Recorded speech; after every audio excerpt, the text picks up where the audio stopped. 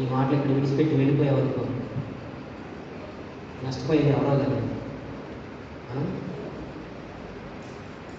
దేవుని మాటలు విడిచిపెట్టి విని ఈ చెవితో విని ఈ చెవితో విడిచిపెట్టేవాడు వాడి జీవితంలో నష్టపోతాడు.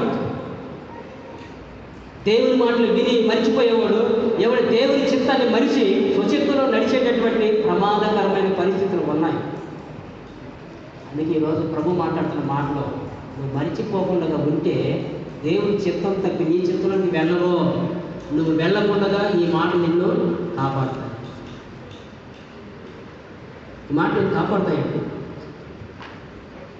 ఈ మాట నిన్ను రక్షిస్తాయండి. దేవుని చిత్తంలో నుంచి నీ చిత్తంలోకి పోకుండా ఈ మాటలను మనసు పెట్టి వింటే, నీ హృదయంలోకి చేర్చుకున్నట్లయితే ఈ మాటలు నీతో మాట్లాడతాయి. దేవుని చిత్తం నుంచి నీ చిత్తంలోకి వెళ్ళేటప్పుడు అప్పుడు నీతో ఖచ్చితంగా మాట్లాడతాయి. నీ చిత్తంలోకి పోకుండా నిన్ను ఆపుతాయి.